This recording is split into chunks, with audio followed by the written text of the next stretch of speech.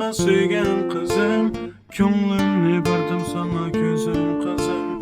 Arzulap baxtimizni senden kütsem, yiraklarga uçup ketdim akku kızım. Yüregim muhabbetim kalem kaşım, koldan uçtum kanatlı karlı kaşım. Avaylap sözlerini yetkin emdi, avazını anlayalmay yaktı yaşım. Altınım menim, ketiverdim namalım yok ara kaldım. Düşlerimde görer edim sımayını, suallar yüreğimni kıynar idi.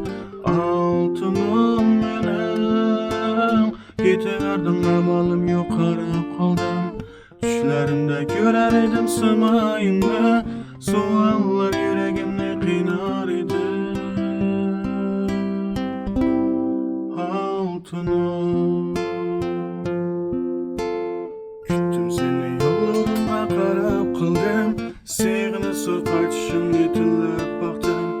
Avazım anlanattı yiraklardan, gördüm seni yaşı utluk bıraklardan. Ümit var iradelik bolğan emdi, yalğızlıkka asta küngün emdi.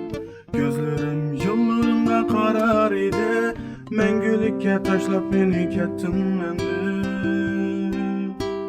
Altınım menim, ketiverdim namalım yok karab kaldım.